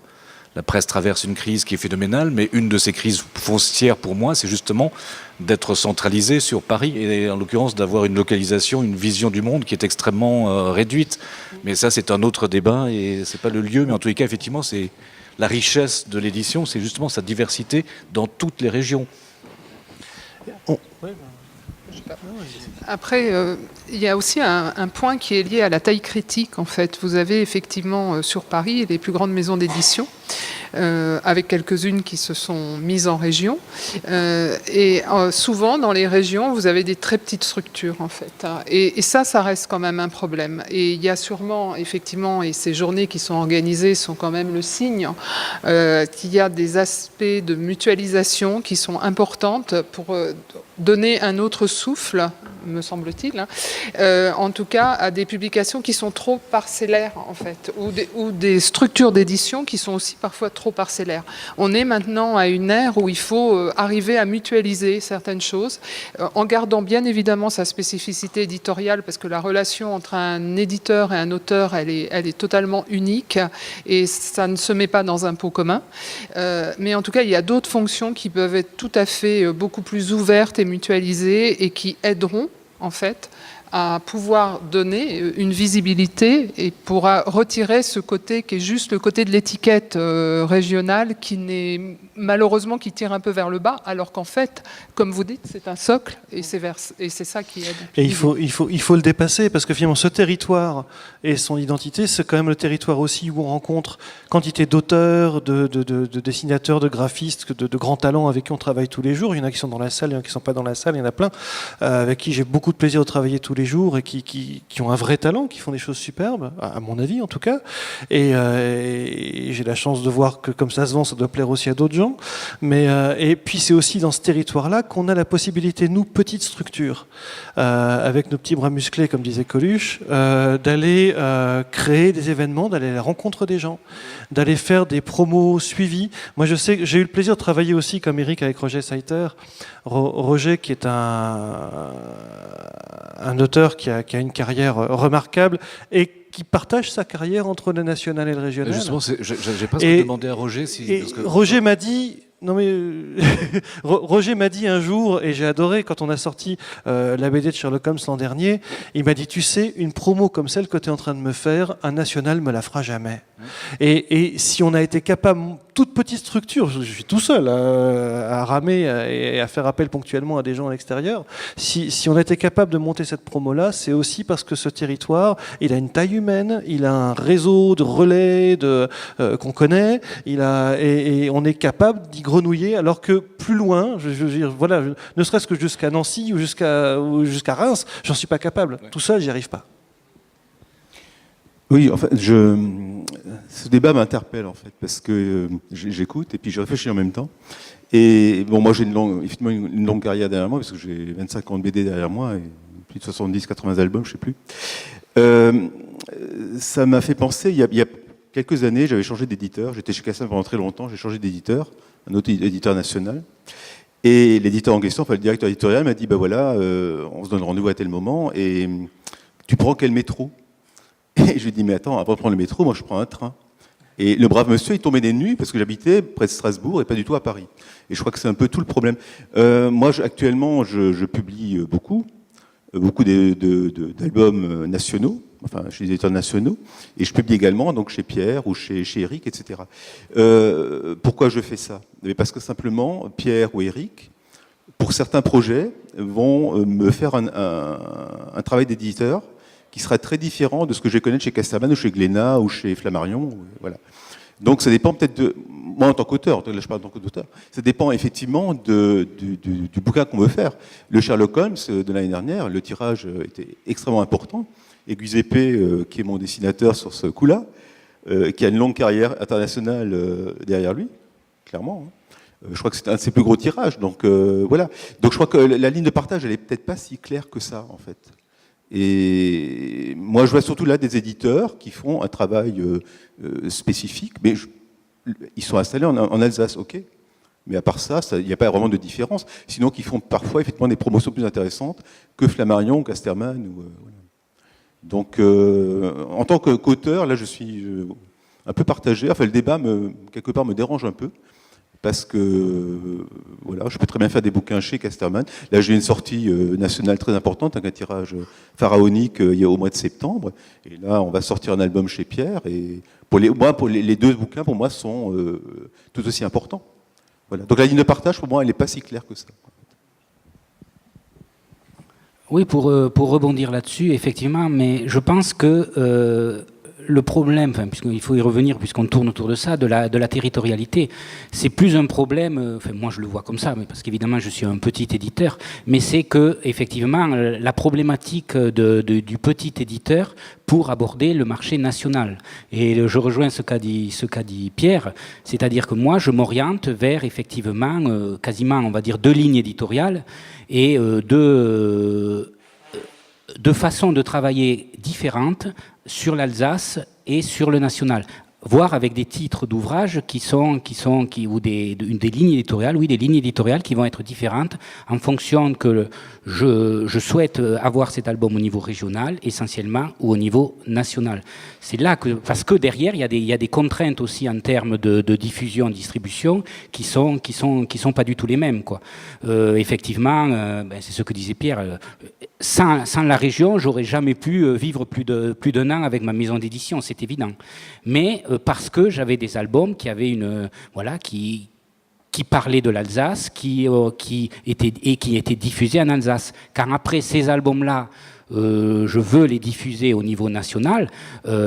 Pour prendre un exemple concret, mon diffuseur national, moi petit éditeur qui arrivait, il y a certains titres de mon catalogue qu'il a pris et d'autres qu'il n'a pas pris. Donc ça va jusque-là. Et c'est-à-dire il faudra m'expliquer d'ailleurs pourquoi certains il en a pris et pas d'autres. Donc il y a quand même une problématique même par rapport à la ligne éditoriale ou au sujet de l'album qui n'est même pas très explicable, quoi. Donc voilà, c'est assez compliqué. Oui, Pierre Marchand. Il faut m'arrêter au bout d'un moment, hein, mais il y a aussi un bonheur. Par cette dimension purement territoriale, il y a un bonheur aussi qui est dans la façon de travailler avec les auteurs, la façon de vivre les promos, les petites tournées qu'on fait localement, etc. avec les auteurs, de se prendre le temps. Moi, j'ai eu, parmi les auteurs que j'ai publiés pendant la petite dizaine d'années là où j'ai publié pas mal de gens, il y a une personne qui était responsable d'édition chez Armand Collin et un autre auteur qui était éditeur aussi chez Hachette. Et tous les deux m'ont dit c'est incroyable. Bon, t'es speed, tu cours, ça c'est comme tous les éditeurs, mais c'est incroyable, tu prends le temps de me poser la question, tu me laisses 3-4 jours de plus pour relire mon machin, et puis après tu vas m'emmener en librairie, et quand je serai devant mes lecteurs, tu seras derrière moi, tu resteras avec moi. Et enfin, il y a des choses qu'ils ont découvert qui, voilà, dans les grandes boîtes où ils étaient, n'existaient pas. Et il y a un rapport humain, et il y a une possibilité de le vivre dans un espace où on peut, voilà, s'appuyer sur des relais qui n'existent pas dans des grandes maisons nationales aussi. Ça, c'est aussi une particularité d'édition en région, je pense. Ou de la petite édition. Ou en tout cas, peut-être de la petite édition en région. Bon, voilà, un truc comme ça. Est-ce que vous avez le temps de vous rencontrer régulièrement pour évoquer justement le travail que vous faites, les difficultés que vous pouvez avoir avec les diffusions, ou de proposer des projets qui sortent un tout petit peu de l'ordinaire pour aller... Imaginez des choses comme à Blois, comme ça a été votre cas récemment, ou ce que vous avez fait au Königsbourg avec d'autres éditeurs. Est-ce que ce temps-là, est-ce qu'il est possible dans des petites structures ? C'est une des questions de la fragilité de l'économie aussi, c'est que vous n'êtes pas très nombreux dans ces structures de maisons d'édition. On n'est pas nombreux, on n'a carrément pas de temps, on a tous le nez dans le guidon, quelque chose de sévère. L'association des éditeurs, elle vit par soubresaut, comme ça tout à coup, on va faire un truc, et puis après on se revoit plus pendant 3 mois. Mais c'est vrai qu'il y a des moments magiques où on arrive quand même... par exemple, ce qu'on a fait cet été, voilà, on a... en un temps que je trouve assez record, on a pu rassembler 5 éditeurs, si je me souviens bien, pour monter avec le château du Königsbourg, avec la librairie du Königsbourg, un festival de bande dessinée qui a été un moment vraiment magique, vraiment super. Que ce soit, voilà, il y a eu une exposition, il y a eu des séances de dédicaces, et il y a eu un demi-million de personnes qui sont passées devant ce qu'on avait accroché au château, et c'était un vrai bonheur. Et on a pu aussi, parce qu'on est des petites structures, parce qu'on se côtoie au quotidien dans le même territoire, on a pu se faire assez confiance pour que, sans qu'il y ait rien comme... voilà, il n'y avait même pas d'association, il n'y avait pas de cadre juridique. On a tous mis au pot la même somme, on a tous cofinancé notre opération, on l'a faite sans faire appel à l'argent public ou à rien du tout, et ça a marché parfaitement. Et on a pu inviter, grâce à la complicité de dessinateurs alsaciens qui sont Christian Heinrich, Philippe Mater, enfin des gens qui ont des carrières internationales mais qui sont de chez nous. On a pu, dans les 5 éditeurs organisateurs, compter des gens comme Hachette ou Pocket Jeunesse qui nous ont suivis sans poser de questions non plus. C'était magique en fait. Et c'était magique pourquoi ? Parce qu'on a pu s'appuyer, bon, évidemment sur un monument qui est quand même pas n'importe lequel, mais aussi parce qu'on s'est tous investis, on s'est pas posé de questions et on n'a pas eu besoin de faire connaissance d'abord ou de voilà qui c'est celui-là. C'est aussi ça la magie de la souplesse de la petite structure et de la proximité du territoire. Ça, c'est aussi des expériences qui sont vraiment chouettes. Et je pense que c'est des choses qui sont amenées, je pense, à se multiplier. Dans les rencontres avec d'autres éditeurs dans d'autres régions ou ailleurs, par exemple dans le Bade-Württemberg ou en Allemagne, est-ce que vous avez régulièrement des rencontres interrégionales qui sont favorisées par des structures où ça reste toujours des métiers très solitaires ? Parce que c'est la question qui était évoquée ce matin par rapport au salon, par rapport à l'existence des maisons d'édition qui ne sont pas à Paris, justement, et qui ont fait le choix de ne pas être à Paris aussi, donc en l'occurrence. Mais comment est-ce qu'elles se font connaître ? Moi, si je parle de moi, c'est un métier très solitaire, mais c'est pas un souci. Je rencontre des auteurs régulièrement, des photographes, etc. Mais c'est vrai que les éditeurs, c'est pas les gens que je rencontre le plus souvent. Là, il y a une éditrice dans la salle qui s'est lancée dans l'édition jeunesse. Il se trouve que on s'est rencontrés. Je l'ai invitée sur un salon à Saint-Louis, et puis maintenant, elle partage. On est dans le même bureau, donc ça permet aussi de discuter un petit peu, effectivement, des questions de diffusion, de distribution, etc. C'est toujours enrichissant, et puis ça aide, etc. D'avoir l'échange. Il y a l'association, effectivement, des éditeurs en Alsace avec Pierre Marchand. On a eu quelques réunions, et même si on en aura d'autres. Et même si on ne fait pas du tout la même chose, c'est toujours très très intéressant, effectivement. C'est vraiment des occasions de découvrir un peu comment fonctionnent les autres, etc. Et c'est toujours rassurant de voir que les autres sont face aux mêmes difficultés. Ça fait plaisir parfois. Mais c'est vrai que après, moi je dirais que c'est pas ce qui me passionne le plus dans le métier d'éditeur, c'est pas de passer mon temps à discuter avec d'autres éditeurs. En fait, c'est plutôt de rencontrer des auteurs, de rencontrer des libraires, d'aller au-devant des lecteurs aussi. Et c'est pour ça que les salons, les salons permettent de rencontrer d'autres éditeurs aussi, même si c'est pas le but premier. Mais c'est vrai que c'est pas le plus important, je pense, c'est quand même la relation avec l'auteur, parce que faire un livre, c'est presque ridicule de dire ça, mais c'est presque comme faire un enfant, quoi. Enfin, il y a quelque chose de cet ordre-là. Il y a la période de la gestation, quand avec Philippe Lutz, on s'appelle le soir et qui me dit qu'il faut refaire toute la maquette d'un livre parce qu'il s'est rendu compte que la typo était trop petite et qu'à son âge, il y a besoin d'avoir des typos hyper grosses, sinon... et que toutes ces lectrices, admiratrices sont des femmes de plus de 60 ans. Il faut y penser. Enfin, ça, c'est des choses, ça crée du lien, quoi, au final. Et c'est ça. Moi, le livre, une fois qu'il est fini, c'est ce qui est marrant, c'est toute cette période-là, en fait. Ça, c'est sympathique. Après, les rapports avec les éditeurs, c'est pas le premier truc, mais c'est vrai que c'est chouette de faire la connaissance d'autres éditeurs, de savoir. Ça, c'est grâce à l'association, grâce à la CIL, etc. Avant, moi, au début, j'ai jamais rencontré un seul éditeur. Et puis, grâce à cette association des éditeurs en Alsace, plus la CIL, maintenant, je me rends compte effectivement que je suis pas tout seul. À Mulhouse, il y en a un peu moins qu'à Strasbourg, des éditeurs. Et même si, comme ça, on ne sait pas trop ce que ça nous apporte, je pense que ça apporte d'écouter comme ça. Tout d'un coup, on réfléchit un petit peu à ce qu'on fait. Ça, c'est important, ouais. Il y a un sous-titre dans l'atelier qui est réalité, on les frôle à chaque fois. Il y a une réalité. Pardon, il y a une question ? Oui, Pierre. Oui, c'est autre chose. Hein. Je suis désolé de reprendre la parole, surtout que c'est pour prononcer un gros mot, la poésie. Il y a en Alsace beaucoup de poètes, il y en a dans la salle. Moi, j'écris pas de la poésie, j'en lis un peu, et je trouve qu'on a des poètes absolument magnifiques. Et je suis très triste de voir qu'il est difficile pour eux de trouver des pistes d'édition, de trouver des éditeurs. En un mot, je sais bien que je devine bien l'argument économique que les éditeurs vont opposer à cela. Ce n'est d'ailleurs pas propre à l'Alsace. Je crois que l'édition de la poésie, de manière générale, pose ce problème-là.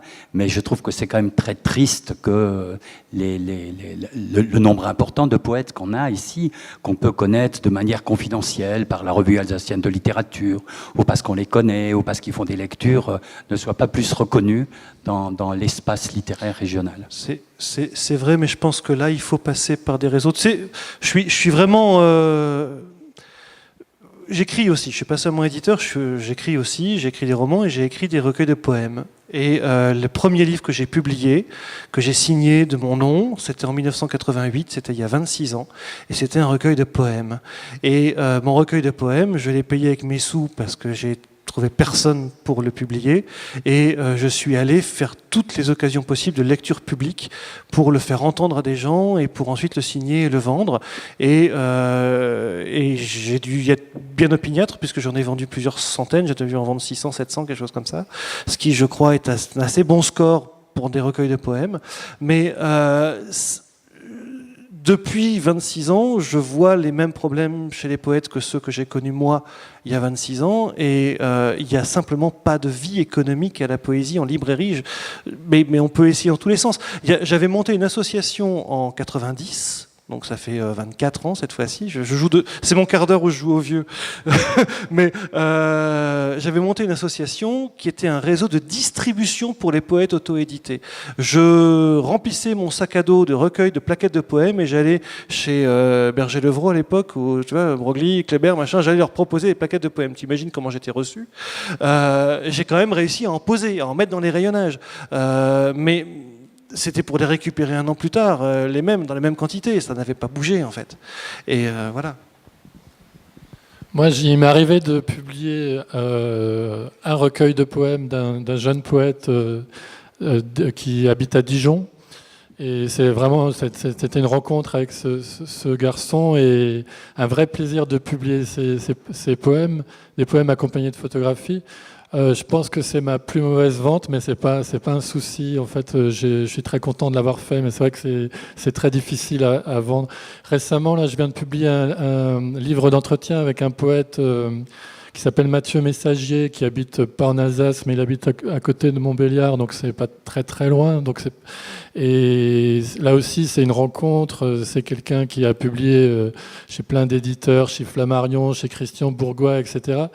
Et je savais très bien en faisant ça que ça serait pas un grand succès de librairie, ça serait pas un best-seller comme quand je publie des livres de Philippe Lutz.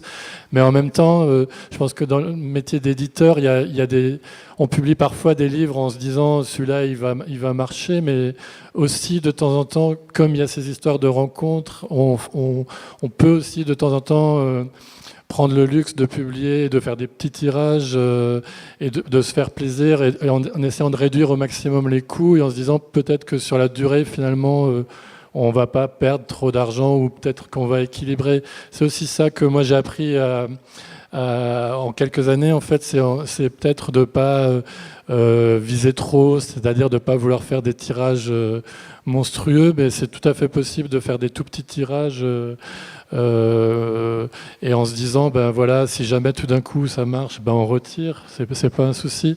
Et c'est aussi l'idée peut-être de constituer une sorte de catalogue ou de fonds, je sais pas comment on dit, en se disant ben le livre du poète que j'ai sorti il y a 3 ans, même si j'en vends 20 par an, dans 20 ans ça fera 20 fois 20, 400. C'est du long terme. Ouais. Et on va finir par y arriver, quoi. C'est ça. L'idée, c'est aussi de publier des livres qui soient pas des livres comme celui de Valérie Trierweiler, qui dans un an on s'en foutra, on le vendra plus ce bouquin. Moi, les livres que je publie, peut-être que je vais en vendre un petit peu moins qu'elle, mais je vais continuer à en vendre dans les années qui viennent. En tout cas, c'est ce que j'espère. Voilà. Si c'est juste un petit peu moins, c'est pas mal. Non. Mais moi, je fais pareil avec la nouvelle, par exemple. C'est aussi un genre dit mineur, difficile. Je publie de temps en temps un recueil de nouvelles que j'aime bien. J'en imprime 100 avec une presse numérique. Et quand c'est épuisé, j'en refais une 50aine. Enfin, je les fais par petits coups, par petites poignées, quoi. Et ça n'a pas de sens économique, mais c'est pour le bonheur de publier quelque chose, quoi. Mais qui me plaît. Mais c'est vrai que la poésie restera. Et la poésie, c'est de l'oralité. C'est un rapport à la voix, c'est un rapport au chant, à la musique. Si le poète est là, ou si un lecteur est là pour le lire à haute voix, ça va passer. Mais posé sur un rayonnage de librairie... Sur les modifications de circulation des livres, on l'a évoqué à 2-3 reprises par rapport aux diffuseurs. Je n'ai pas entendu une fois le mot numérique, à part à l'occasion de l'une ou l'autre intervention. Comment vous positionnez dans cette circulation des livres aujourd'hui physiques, mais aussi de façon dématérialisée ? Alors moi, ça va être simple. Je vais passer pour un vieux schnock et tout, mais pour l'instant, je m'en fiche complètement du numérique à l'heure actuelle. Je ne dis pas que dans quelques années, je ne vais pas publier des livres sur tablette, etc.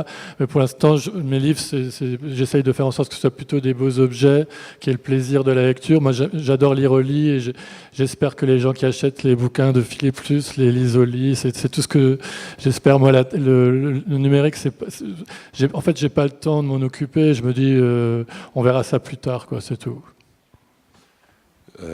Oui. Oui, donc moi, c'est à peu près la même position sur la bande dessinée, c'est-à-dire que si on regarde ce qui se fait en numérique au niveau de la bande dessinée, c'est quasiment systématiquement des titres du fond. Donc moi, nouvel éditeur, bon, déjà, la question ne se pose pas à court terme. Et en plus, on s'aperçoit que pour la bande dessinée, c'est pas satisfaisant ce qui est proposé. Donc, et de toute façon, derrière le modèle économique, Voilà, c'est que les grands éditeurs qui le font, sauf à avoir une politique éditoriale centrée que sur quelque chose qui serait à cheval entre, on va dire, le jeu vidéo et la bande dessinée. Mais là, il faut des moyens financiers, des investissements que ne peuvent avoir, d'après moi, que les gros éditeurs. Et en plus, se faire connaître en bande dessinée numérique, c'est encore une affaire de grands éditeurs. Et moi, si je devais venir un jour, je ne serais que suiveur. Oui. Moi, je voulais intervenir sur le numérique parce qu'en fait, on oppose trop souvent, enfin, je rebondis sur ce que vous disiez, je suis un vieux schnock, on oppose trop souvent le numérique et le papier. En fait, le numérique n'est qu'un support. Hein. Le numérique ne retire pas le travail éditorial, c'est un support qui permet une diffusion différente, en fait. Alors après, ce qui est dur pour un petit éditeur, ou du moins des petites structures, c'est qu'on a le nez dans le guidon et que c'est difficile, c'est une technologie, on y est plus ou moins, ça bouge tout le temps en plus, donc c'est infernal. Mais je pense que c'est dommage de l'opposer, en fait. Le numérique fait partie de la vie et il aide surtout, là on parlait de la poésie, l'avantage du numérique c'est qu'il y a de l'oralité, donc dans ce que disait Pierre, effectivement, la poésie elle transparaît beaucoup plus à l'oral. Avec du numérique vous pouvez mettre de l'oralité. Donc je crois que c'est important de ne pas le rejeter, et surtout aussi il y a un point qui est très important, c'est quand vous êtes sur des offres couplées qui est numérique-papier, le numérique aide à la diffusion. Alors ça aide parce que c'est un vecteur de promotion. Donc même si vous arrivez à mettre du numérique gratuit, vous allez voir que ça va faire monter les ventes. Et ça, c'est pas assez souvent dit. Alors c'est vrai que nous, dans notre domaine, au niveau des presses universitaires, les études sont vraiment très fortes. Mais ce n'est pas propre qu'à l'université, qu'aux écrits universitaires. Sachez-le et pensez-le. Et moi, j'aurais tendance à dire, il faut qu'on soit tous imaginatifs. Il faut arrêter d'opposer ces deux supports, en fait. En fait, le numérique, ça cache deux réalités. Quand on dit le numérique, ça ne veut pas dire grand-chose en soi, c'est très générique. Il y a effectivement les livres numériques, c'est-à-dire les objets dématérialisés, livres. Pour moi, le travail éditorial pour produire un livre numérique ou pour produire un livre papier est exactement le même. L'énorme différence va être, à mon sens, et là c'est là que moi je suis un peu inquiet, c'est que qui dit livre numérique dit diffusion par Internet, qui dit diffusion par Internet dit diffusion sans libraire, sans intermédiaire, et qui échappe finalement aux partenaires avec qui je travaille au quotidien. Et ça franchement, ça me fait réfléchir. Mais à part ça, voilà, un livre numérique, c'est un livre. Ceci dit, le numérique, c'est aussi un espace, c'est encore un autre territoire. C'est les réseaux sociaux, c'est les applications sur les smartphones, c'est le site internet d'une maison, et c'est un lieu où on va rencontrer d'autres personnes pour leur parler autrement de notre travail, des auteurs qu'on défend, des choses qu'on a créées, et où on va pouvoir créer une curiosité supplémentaire. Et c'est aussi donc un vecteur de promotion, parce que c'est un moyen de communication, en fait, et de ce point de vue-là, c'est extrêmement intéressant. Et on va reparler, parce que Cécile Gégère évoquait tout à l'heure le terme de mutualisation. Je pense qu'il y a certainement des choses à imaginer à l'échelle d'une région ou à l'échelle de certains éditeurs, effectivement, pour exister ailleurs de façon plus visible. Je veux juste dire sur le fait que le numérique, c'est absolument pas sans libraire. Hein. Oui. Il y a des libraires dans cette salle. Je pense qu'il faut qu'ils s'emparent du numérique, parce que actuellement, pour vendre du numérique, il faut des plateformes. Ça, c'est très clair. Sauf qu'actuellement, ce n'est pas les libraires qui sont maîtres sur ces plateformes. Donc, si vous êtes libraire, surtout, emparez-vous du numérique, parce que, effectivement, nous, les éditeurs, on veut continuer à travailler avec des libraires et pas avec des marchands de Je voulais juste quand même rebondir, parce que c'est vrai que j'ai été un petit peu là, le côté vieux schnock et tout. Mais je voulais juste dire qu'il y a peu de temps, en fait, après la maison d'édition, j'ai monté une maison de disques et j'ai sorti un disque vinyle. Et donc vinyle, c'est vieux schnock, mais en même temps, ce disque est disponible en numérique sur mon site. Et en fait, quand les gens achètent le disque numérique, ça passe par PayPal et l'argent tombe directement sur mon compte. Et je dois dire que je trouve que le numérique, c'est vachement pratique, parce que quand on me commande un disque vinyle, je passe 10 minutes à faire un paquet, je dois mettre des timbres, aller à la poste et tout ça et ça me prend la tête.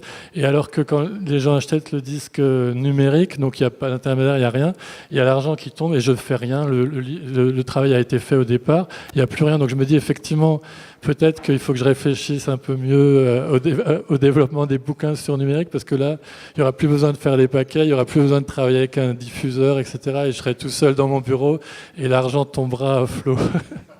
Oui, pardon, il y a une ça question. fait un moment, oui. Juste pour rappeler quelques petites choses.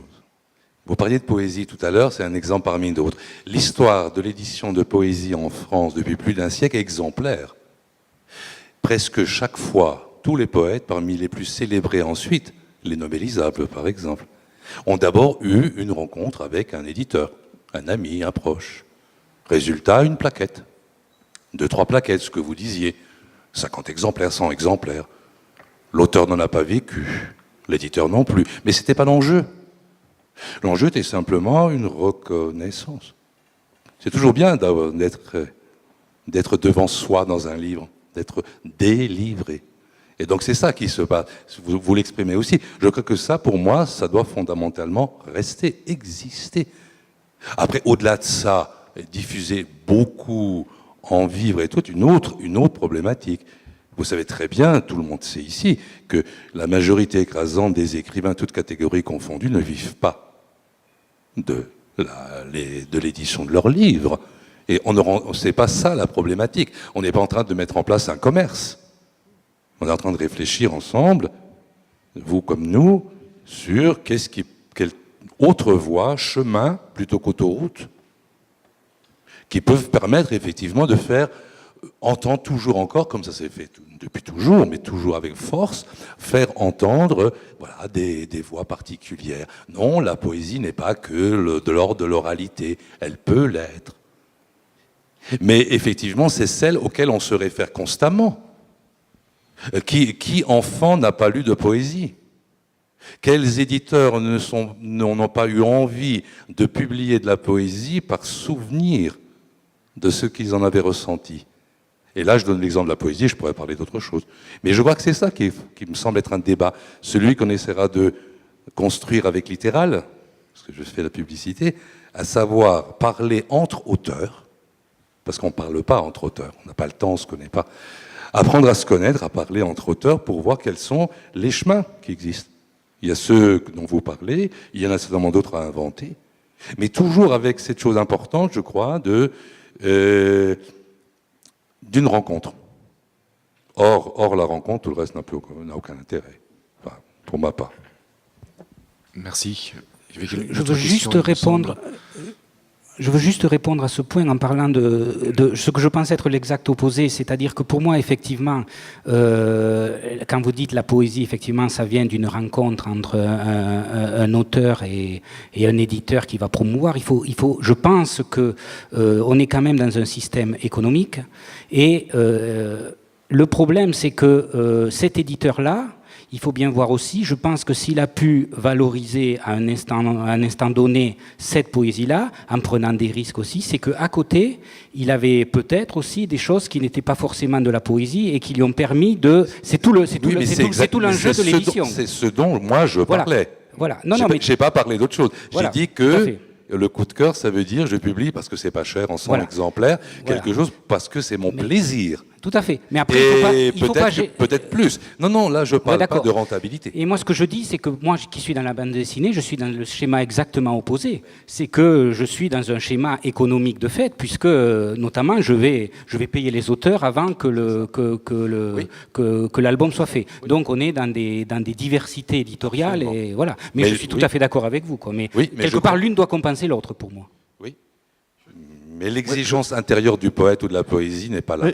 Je suis tout à fait d'accord avec vous et je souligne au passage que dans ma bibliothèque personnelle, il y a un grand rayon de livres de poésie que je lis régulièrement. Ma femme, ça la fait rire, mais moi pas. Ceci dit, on est prisonnier aussi. On n'est pas forcément totalement libre. Je travaille avec un diffuseur qui est un diffuseur qui va... Il ne peut pas me référencer. Je ne peux pas publier un livre sans l'en informer. Si je l'en informe, il va vouloir le vendre. S'il veut le vendre, il va charger ses représentants de faire le tour des librairies pour en placer. Il va vouloir en mettre sur Amazon. Il va vouloir... Et au départ, l'accord avec l'auteur, c'est j'aime bien ce que tu fais, je vais t'en faire une centaine. Et à la fin, je me retrouve avec 1000 bouquins sortis et qui sont revenus au pilon. Il y a aussi une dimension qui est qu'on n'est pas totalement libre. Et même si je dis à l'auteur, allez, on le fait en secret, on le dit à personne. Hein ? Combien de fois, moi, 2-3 fois, j'ai tenté de dire à un auteur qui me semblait raisonnable, j'ai dit, allez, on le fait en secret, on le dit à personne. On en fait 100, on le dit pas au diffuseur, tu les gardes pour toi, tu les passes à ta famille, tu les lis, tu les vends, comme tu veux, voilà. Ils sont là, ils existent, ils sont dans mon catalogue, mais on le dit à personne. Et la semaine d'après, l'auteur me dit, oh dis donc, il n'est pas sur Amazon.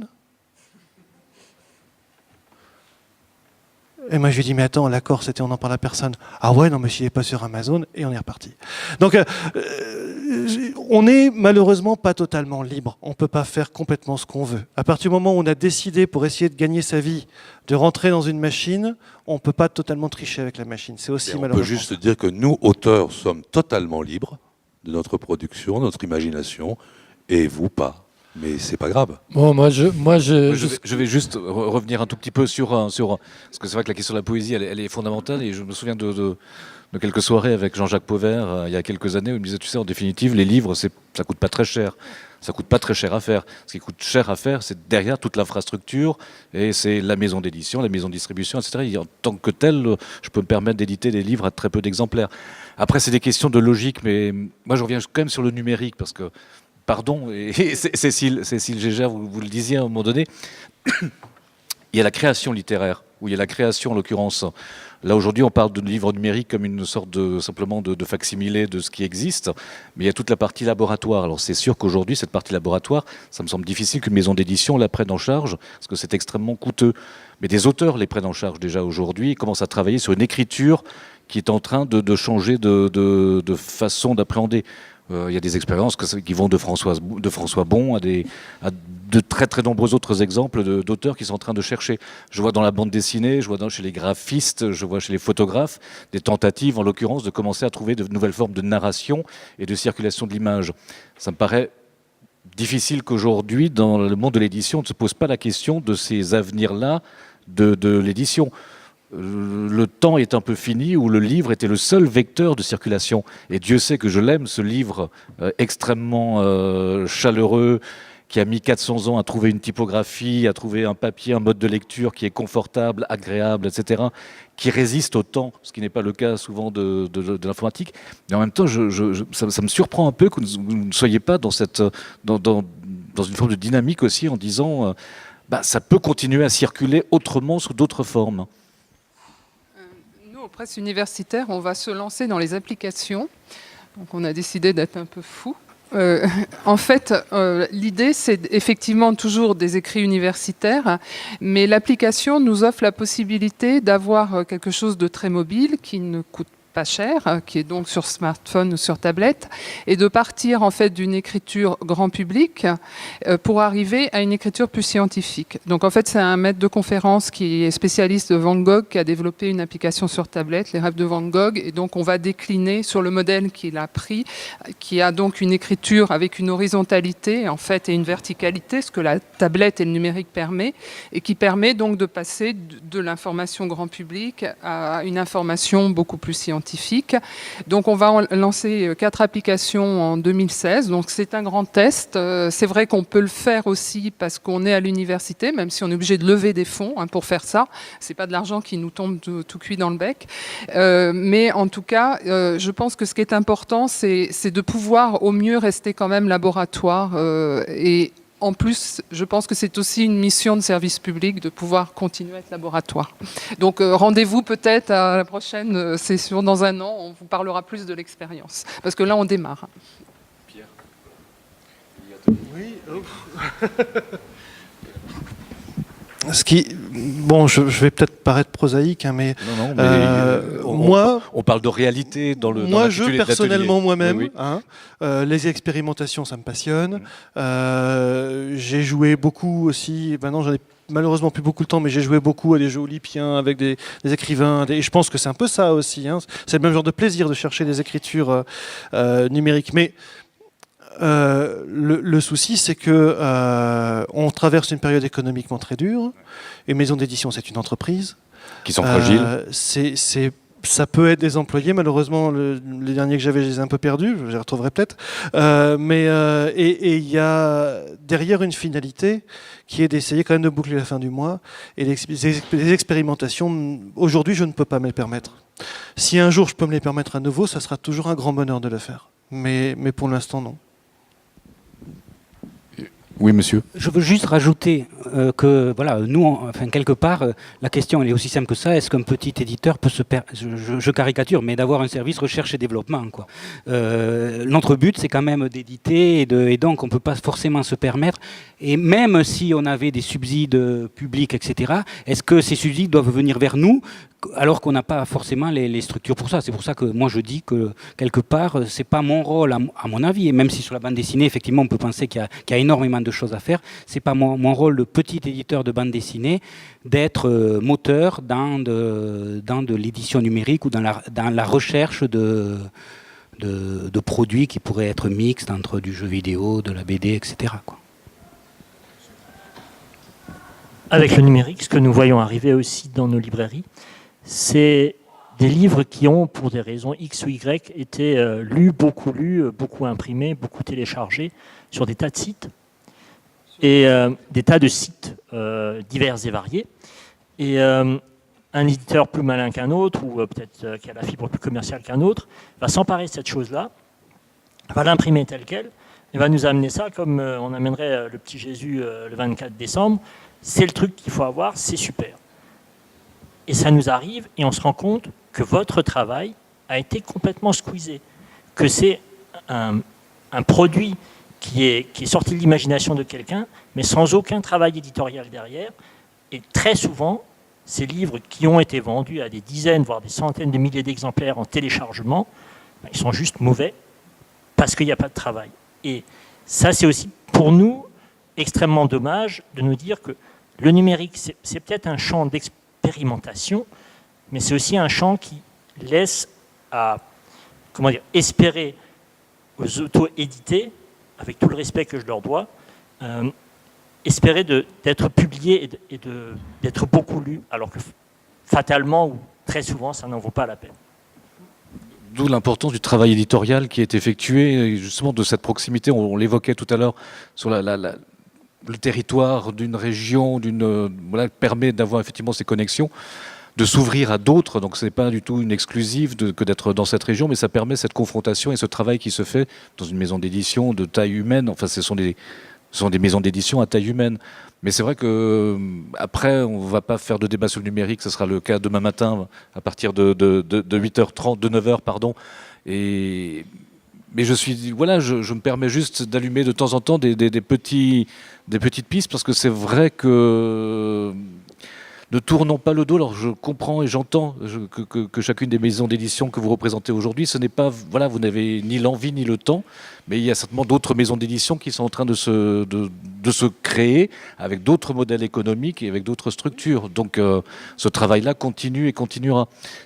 Pour conclure un tout petit peu sur la mutualisation, si on devait peut-être imaginer une chose qui va pouvoir valoriser ce qui existe déjà dans cette diversité des maisons d'édition dans cette région, est-ce que vous auriez des idées, ou en tous les cas vous diriez,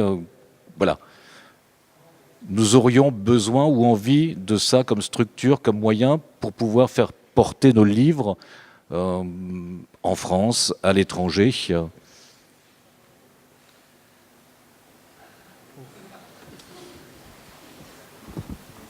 Pierre. J'ai cru un instant que tu allais causer. D'abord, il y a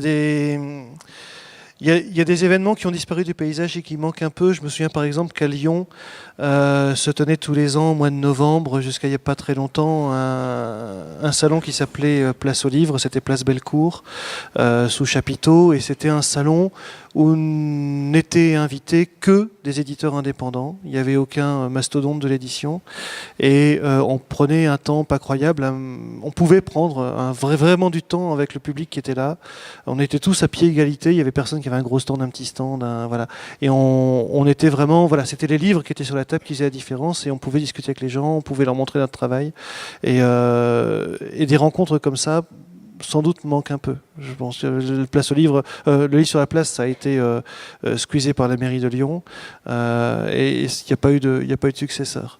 Donc peut-être effectivement retrouver ce type d'événement et puis trouver des occasions comme on a pris un peu le temps de le faire aujourd'hui et comme on essaye de prendre le temps de le faire à chaque fois, de dire quel est notre métier. Parce que je crois qu'on entend tout et n'importe quoi sur le métier d'éditeur et sur le métier d'éditeur indépendant. Il y a même des gens... Mon voisin est persuadé que je suis riche. C'est incroyable. Pourtant, il voit quand même comment je m'habille et ce que j'ai comme voiture. Mais bon. Bref, mais voilà, on entend tout un tas de billevesées sur l'édition. Et je pense que si on prend le temps régulièrement d'affirmer comment on travaille, qui on est, etc., ça me paraît vraiment quelque chose d'extrêmement important. On a enfin en Alsace, depuis 1 an, depuis la création du fonds de soutien à l'économie du livre, un mécanisme qui permet un éditeur d'être un peu aidé pour aller sur des salons à l'extérieur de la région. Ça, c'est incroyable. Ça aura mis 15 ans à arriver. Bon, il faut remplir un dossier de 25 pages et expliquer le gabarit de sa grand-mère. Et bon, j'ose espérer que ça va se simplifier, mais ça, ce sont des choses qui vont dans le bon sens. Je crois que ce qui me paraît très important, c'est de continuer, puisqu'on partage... On a tous un peu le même territoire.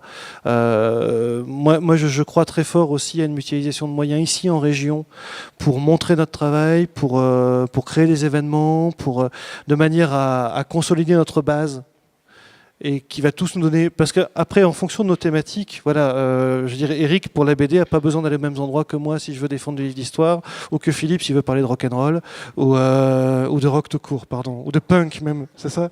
Et voilà, on a tous, finalement, des vecteurs à aller chercher qui sont différents. Donc à partir du moment où on passe nos frontières, on va tous y aller un peu tout seul, ou éventuellement 2 par 2 si on se retrouve sur une thématique. Mais je pense qu'en région, il faut continuer à développer notre capacité d'initiative pour faire des choses ensemble, pour consolider nos maisons et valoriser notre métier.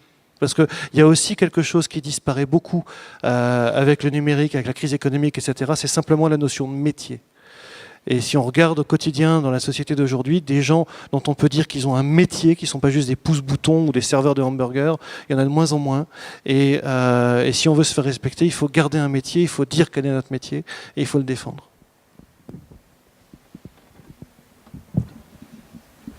S'il n'y a d'autres questions, je vous propose que ce sera le mot de la fin provisoirement pour ce soir. Merci à tout le monde. Merci à la CIL. Et rendez-vous dès demain matin pour la suite de ces journées professionnelles autour du livre, dès 9h, avec notamment, effectivement, entre autres, le numérique, mais également les enjeux de la promotion du livre sous d'autres formes. Merci.